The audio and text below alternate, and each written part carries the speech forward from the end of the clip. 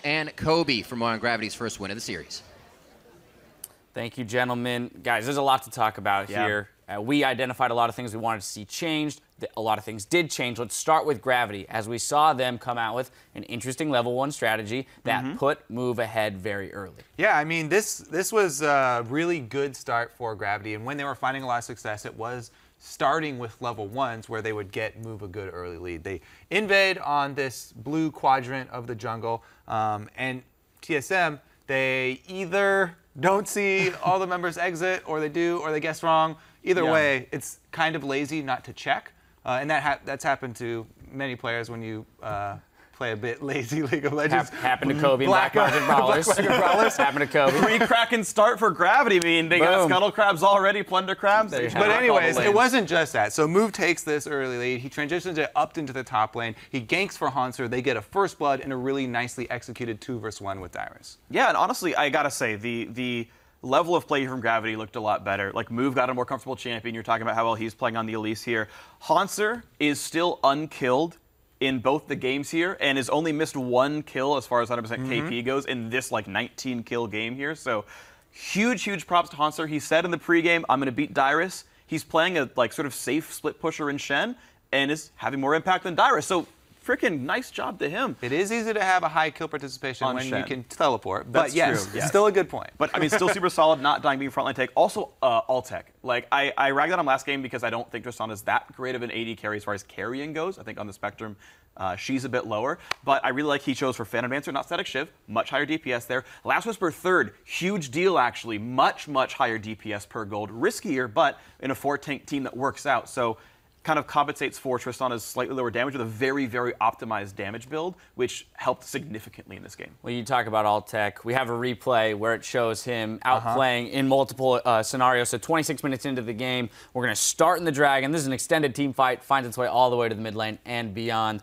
Kobe, I'm going to let you take it away. There were a lot of complicated team fights. Let's bring this one up. This is one of the early ones where Gravity get a huge lead here, and it was TSM. Watch Dyrus, he teleports from the opposite side, and so he runs through the entire Gravity team right by Altec. And he gets chunked out. He gets to do almost nothing in this because he goes straight for Elise. Multiple times we've seen TSM be outplayed by the repels of Move on Elise. This time it cost them an entire player for this fight, and the rest of the fight is almost 4 versus 5. There we see Altec outplaying with buffering his rocket jump so that he was able to get out of both the Flay and the Shockwave. Yeah. Shockwave actually has, 0.75 seconds for it to go off. And so that's the outplay potential for Tristana. Exactly, because the buffer time for rocket jump is only 0.25 seconds. Yep. So after you see the animation begin on Shockwave, if you wait half a second, then you'll be able to get out of it every time.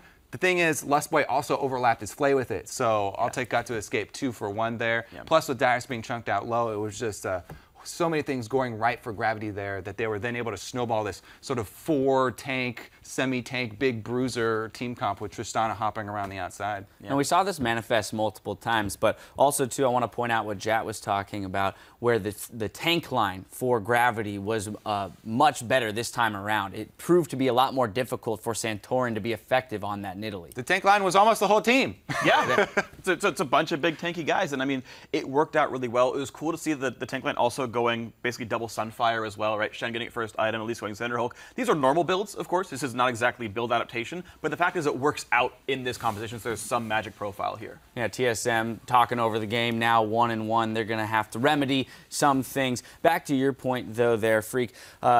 You might actually be able to check it right quick. Man. Is the differentiation between magic and physical damage? So of the 89,000 damage that Gravity did champions, 46k physical, 42,000 magic. Now, to be fair, this is mitigated by the builds of TSM. When you have a 500 armor, 100 MR Olaf, of course, that shrinks the numbers together. It actually sort of proves that TSM built the right items, that they itemized down to 50-50.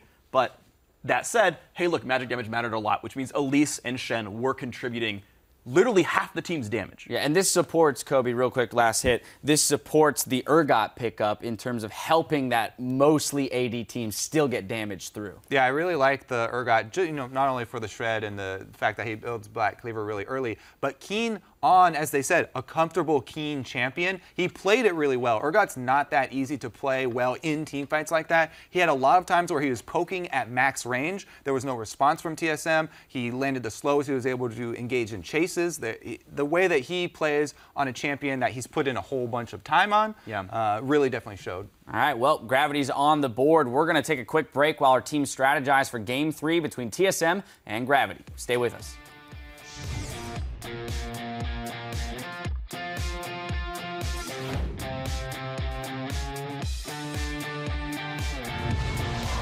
Game 2 here, the quarterfinals. TSM up 1 game. Gets a little bit of the reset. Now onto Bjergsen. He may be able to finalize that kill. 1 over onto Dyrus. Here comes the hit from Altec. He gets it. He's able to steal the Baron. Santorin also gets out. Go Urgot, guys. Yeah, go Urgot. Urgot's alone. They all flashed up. For you. I'm healing Dyrus. I got it. Let's go. Olaf.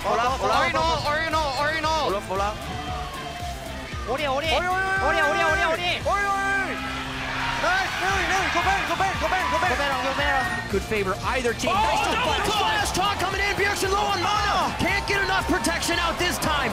Gravity take down Team Solo Mid.